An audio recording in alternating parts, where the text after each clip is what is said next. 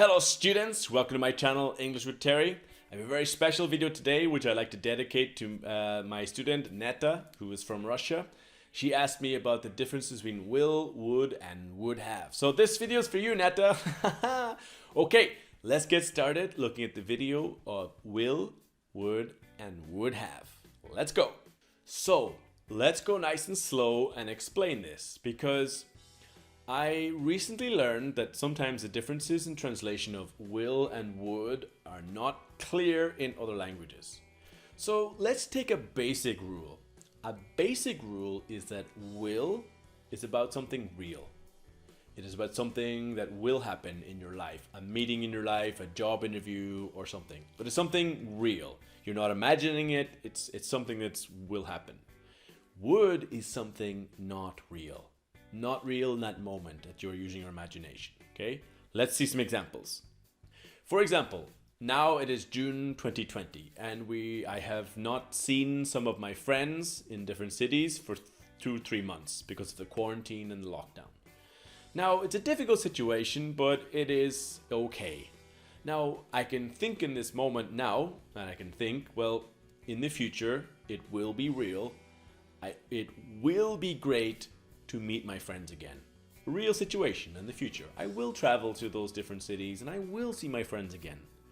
But that's in the future and it's real, it will happen. Now let's imagine that I'm feeling really sad. I'm here alone in quarantine and I'm really sad. And I'm imagining different possibilities for now. And I could think like, oh man, I'm so lonely, so sad.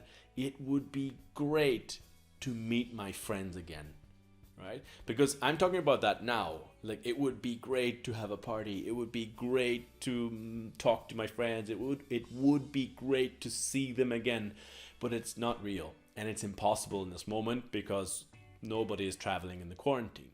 But that's the first concept I want to show you. Will is real. In the first sentence, it will be great to meet my friends again. It will happen. It will be real. But it's in the future and it's not happening now. Now, when I talk about it would be great, I'm talking about in this moment, it's impossible, but I'm so sad. It would be great. So let's compare side by side. In the first phrase we have it will be great, and we know this is real. It would be great, and it's not real.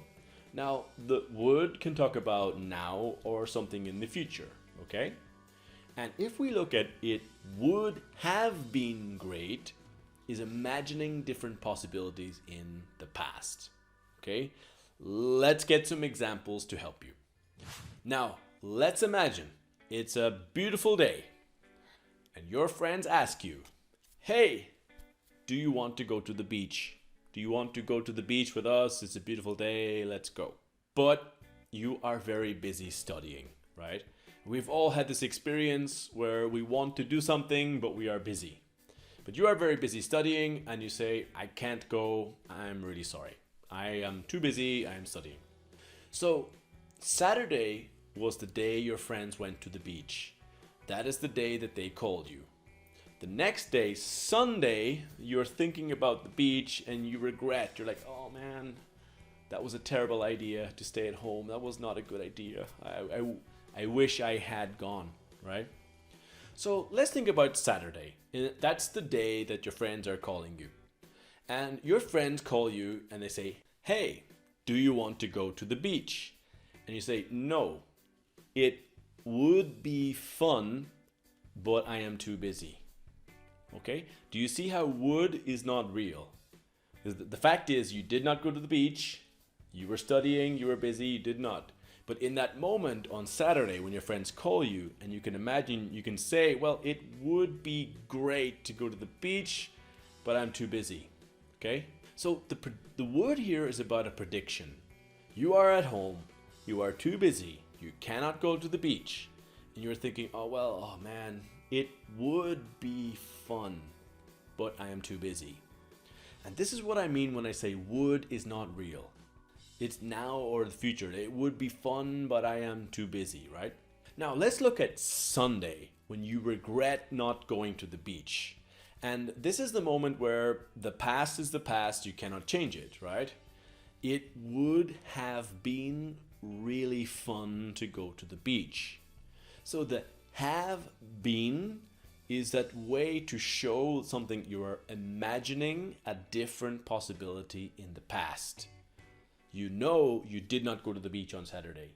You studied on Saturday. You stayed at home on Saturday. But now, the next day, you're thinking, oh my God, oh man, it would have been really fun to go to the beach. So you're imagining a different possibility in the past, okay? Now, the important thing with this is to remember that the past is the past. You cannot change the past, but you can imagine different possibilities. This is what we call the third conditional. This sentence here, it would have been really fun to go to the beach. We call this a third conditional. Now, a lot of people make this very, very complicated and this kind of stuff, talking about hypothesis and conditions and blah, blah, blah, blah, blah.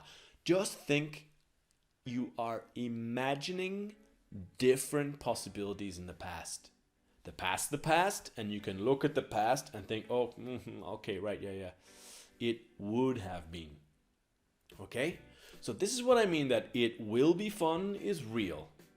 It would be fun is not real, talking about now or the future. And it would have been fun is imagining different possibilities in the past. Now, let's change the situation and let's imagine that your friends call you on a day or they organize a day to go to the beach when you have time and yes, you can go. Now you have time. Now is when you can think that, it will be fun to go to the beach because the situation is different. Now you have time, now you can go. Now you can use will to describe it. It will be fun, like it's real. So after quarantine, it will be great to meet my friends. This is real. This will happen. And the party will be amazing after quarantine. Believe me. It would be great to meet my friends now, but it's not possible. It would be great if it was possible. It's a beautiful day. It would be amazing to go to the beach, right? So this is not real. This will not happen today. The moment you say it would be, it's not real.